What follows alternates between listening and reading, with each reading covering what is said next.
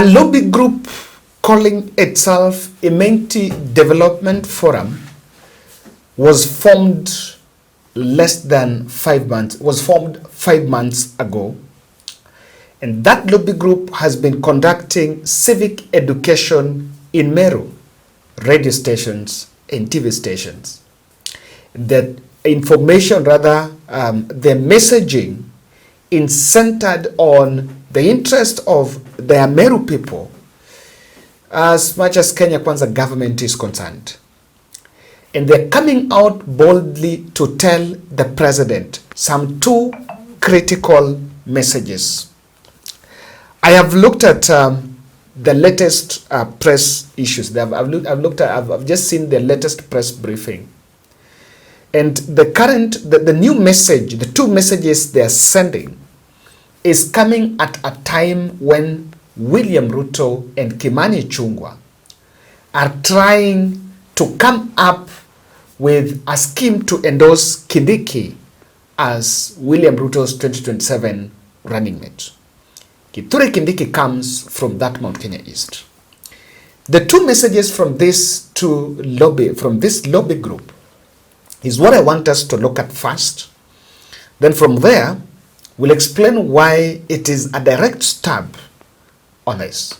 Who exactly are the faces behind this lobby group? Make sure you subscribe to our channel, click the notification bell and like our videos. We are on a journey to 90,000 subscribers. We believe that we said that by the end of the year we'll be at 100. By the time clock December, to clock 100. So make sure you subscribe. I know many people just watch and they fail to subscribe. Click that notification bell, you are right up chini, so that when we publish any video, you will always get notification. The first message that this lobby group is raising is very clear on the new trend of they're taking issue with the sons and daughters of Ameru people that have been locked out in government. Look at this part. They took issue with the exit of former Inspector General of Police Japhet Koome, former Director of Criminal Investigations DCI George Kinoti, former Chairperson of Firearms Licensing Board Charles Mukindia. All the 3 are in the security docket. Former government printer boss Mwenda Njoka, former Women Trust Fund CEO Charles Mwirigi, and the immediate Higher Education Loans Board CEO Charles Ringera, and the former CEO of Public Benefits Organization Board Mutuma Nkanata. They are also saying that there is concerns with the petition seeking the removal of Chief Justice Martha Koome following the Supreme Court's decision to ban Senior Counsel Ahmed Nasir from appearing before the Apex Court. They say that the attack on CJ Koome is a well-calculated move to retaliate on the new wave of government losing cases in the courts. Ladies and gentlemen, they are issuing, and out of that list I've taken cognizance of 2 people there. IG Koome was knocked out. It is contrary to what the media reports that he resigned. It was a forced resignation. Was really pushed out, and probably Ruto demanded that he leaves. It is the same script against Kinoti, where Kinoti was we also told that he resigned voluntarily. No one resigns voluntarily. Kinoti was also pushed out.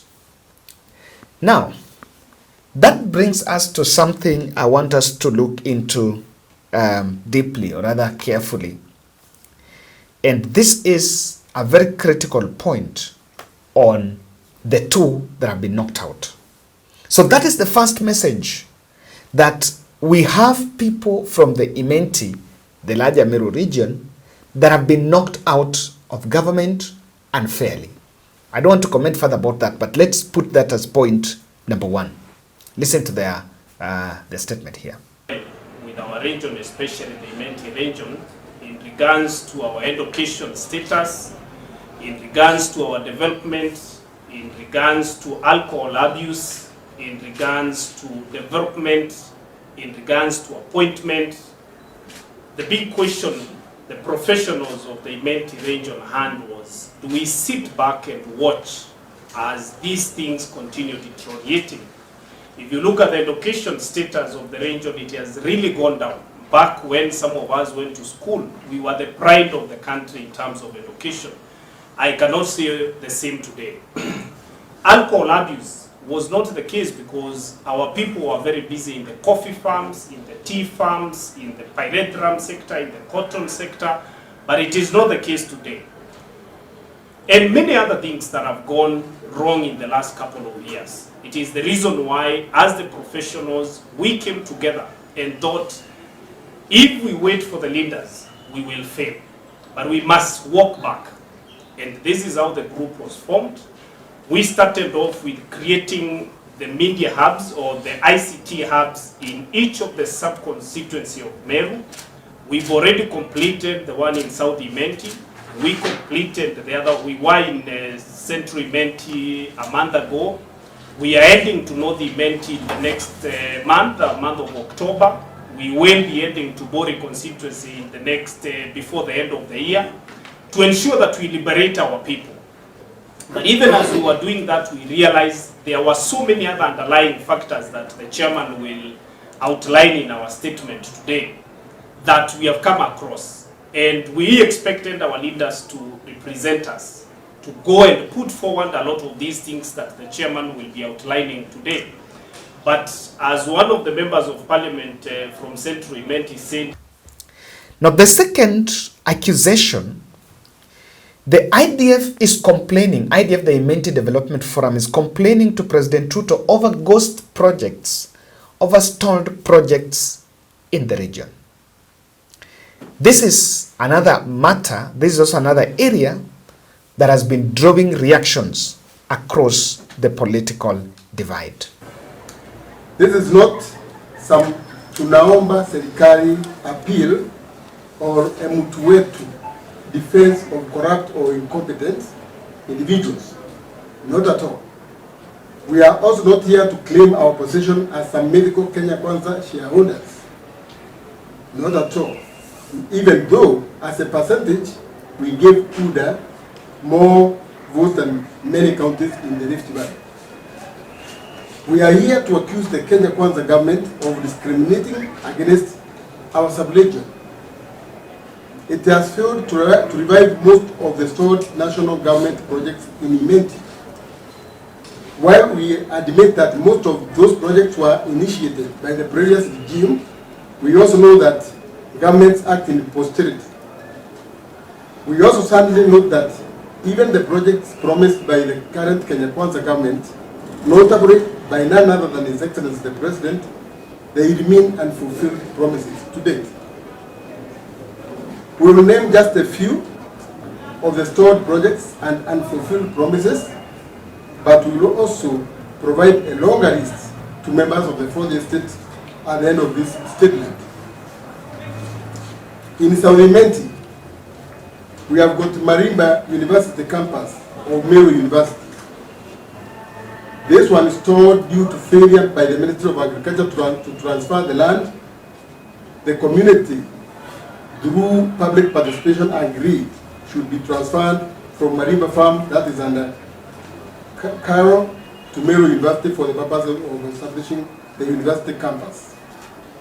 The President, in January this year, said that papers were brought to his office by the area MP and at our Panga. That's what he said, at our Panga, which is yet to happen. Meru University and the donor ready to help in building the infrastructure.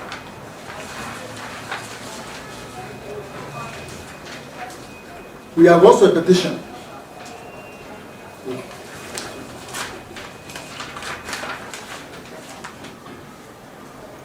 Number 2, Abogeta Sub-County, organization of Abogeta Sub-County. The President on 27 January 2024 ordered that the Sub-County be operationalized the following week. That was in January. This is yet to happen. In Central Imenti, construction of Mariene University. The construction of the facility has stalled, and the national government needs to allocate funds for its completion. Completion of Coca-Cola, Kariene, Kagoma, Giaki Road. This one has stalled since 2017. In North Imenti, the construction of Kaga, Itumene, Kiade bypass. So, and remember when Morara Kebas was moving around and talking about projects, he really spoke about this. So when people are raising it, it's something I think it's not new to President Ruto, but something that he really wants to take. Now, I just want to make some quick reactions to those two statements. Number one, the first question here is that you need to ask yourself, who is behind the IDF? IDF is that Imenti Development Forum. That IDF is saying they're not aligned to anyone politically. In fact, it's a mixture of Azimio, Kenya Kwanza, Mbas, and some small parties, and some professional bodies. So one thing you need to look through and ask yourself, who is behind the IDF? And for me, I am seeing three people. Number one is IG Koome. And IG Koome represents a clique of people who are knocked out of government and they feel aggrieved. That's number one. People who Ruto employed this time in his regime, but due to one reason or the other, in the new realignments of trying to please the Western Kenya, they've been knocked out and their positions given out. Like, for example, now Masengeli is likely, the boxes are ticked for Masengeli to become the new IG, despite of these things anafanya. The second person I am seeing is George Kinoti.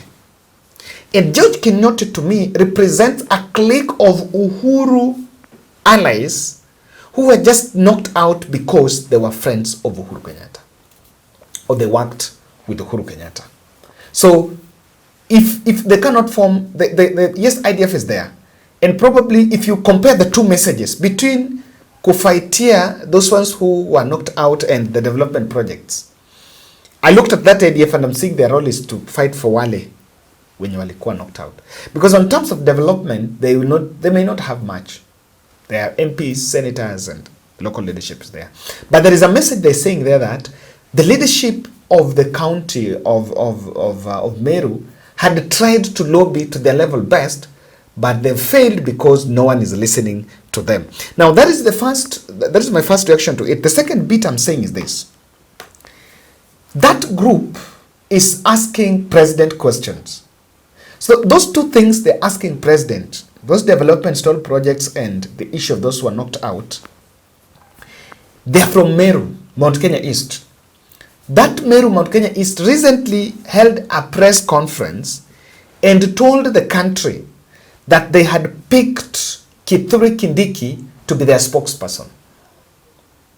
So where is the spokesperson? Because ultimately now you can see that they are now coming out, and if this IDF would have accepted to go the route of Kindiki, because recently there was a press briefing in Mount Kenya East, and some few MPs met in a hotel and issued a press briefing saying it is time for Kindiki, it is time for Mount Kenya East. So if this press briefing is done at a time when they're already parading, making a press conference that they support Kindiki as the kingpin, then I think they would have spoken and told Kindiki that tell President Ruto about this. So it shows one thing, that Kindiki endorsement plan, that KEP's Kindiki endorsement plan is not sparkling, is not attractive, even to the region. And for three reasons. I don't know why I should not have brought it this year, because I'm really planning to do some very good analysis on this Kindiki strategy. On three grounds here. The public is looking for the real change and not individuals. Sometimes I look at the brand of politics that the elected leaders do in this country, and I'm a bit saddened that quite a number of them live in the past. And a transition is happening. The days are going. Gone are the days that you will come and tell people that you need to vote for me as a president because I have given your son or your daughter a deputy. Those deputy positions, the people don't eat those positions. If you look at some of the development projects that group is raising, they're raising development projects. These are things that if there is a public participation, they bring those women together and ask them, ile university iko wapi? That project is stalling. Where is that project? So I honestly feel that the public is looking for real change. And even if the president will come back with Kindiki as the running mate, it might not really answer the real questions. The second ground why Kindiki issue is not getting way is the proximity, the social contact with the Meru people is not there. If you ask me, and this should not sound like I'm supporting Rigathi, but Rigathi is more close, political grassroots. He's more connected even to a Meru than even that Kindiki. Yeah. I've not seen Kindiki meeting Meru leaders. I've not seen. And lastly, the splitting Gema into Kikuyu, Central, and the East, much as the crafters of that are looking at it as a political divide and rule, it might not be gainful in the long run. Because the KEE plan, the KEP plan, the Kindiki endorsement plan, is thriving in some notion that if we endorse Kindiki, then the Ameru people will support William Ruto. Because now we give Kindiki. But contrary to that, it might not be very gainful in the long run, especially for the people that are crafting it. So if IDF is calling press briefing, and recently there was a press briefing on Kindiki as the link between the executive and the people, then there's some very many question marks that is there. So let's get now to the other part. Kinoti and IG Koome hand in that IDF is very bold. Yes, it's very bold. Kinoti, number one, he symbolizes, he represents a clique of people and civil servants who only knocked out because they were supporting Uhuru Kenyatta, then forced out on grounds. IG Koome is one sucking I've failed to understand because of course, after the cabinet was resolved, there was a restructure in the security sector. Then it was pushed out. And of course, one of the things that happened is 18th and 25th July protests. Is it June, not July? June protests. It is IG Koome who are in charge. And there have been an understanding, there have been a claim that the day people stormed parliament, there was some sabotage, or rather there was some laxity on security forces. And I've always said this, and maybe I stand to be corrected, guys. On June 25th, the day the people of Kenya stormed parliament, it is a bit unfair to blame the security ranks for what happened, because we are just burying our heads in the sand. But on June 25th, it was the power of the numbers. The people were many. The numbers were high. So there was no, even if you were police boss that day, you only had two options. You kill all the people and then government collapses because the military will come in. Or you leave the people to exercise their rights. And if there is something that maybe IG Koome was confronted, it is that reality. That you have two things. You either confront the people or you don't. So on that thing, there is a bit of it. But I want to say this. The IG Koome and Kinoti push out might turn out at some of Ruto's worst decisions in the security docket. Now, Ruto has made two decisions. He's been trying to bring in the Somali fellows in that sector, which of course it's not a problem. And let me not say Somali, that is a bit too hard. Let me say the northeastern, people from the northeastern region to that sector. But it does also come with some casualties because some people have to be pushed out. Amin took over from Kinoti. Now, these two gentlemen, Kinoti and Koome, there is one thing in common they have. They have a strong security grassroots network. Strong network. By the way, they have a strong network. And if there is to be a sabotage, if there is to be a sabotage, or rather the intel at grassroots level, they can easily access. So if things are to, protests are to erupt in Meru and there is a grassroots network that is needed, these fellows have it, and it's a very dangerous thing they have. The other thing is both Kinoti and IG Koome understands and have the secrets of our security system. They have the secret. IG was in charge. He was in charge of protests last year. This one. So they know where the button is.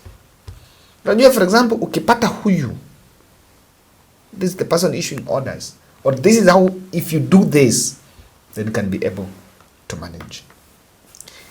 And again, lastly, the other reason why this would also turn out as a big blunder is insecurity of tenure of security personnel is not a good place because most of them really do not run well. And lastly, the other thing I can see is the Koome and the IG Koome and the Kinoti and the IGs, the former IG, will actually join billionaire forces that are committed in knocking Kenya Kwanza out of power. It might, I've always been saying, it might not be, yes, the public can knock out. It might not be about even the candidate. The moment the public will get the billionaires of the country will come out and bankroll a campaign to knock out William Ruto. Just that, 2027 will be very complex. And that is what I'm saying. You cannot fail. It's not very difficult to draw the line and see the underhand of the two former security personnel. Ladies and gentlemen, thank you. Let's meet in the next.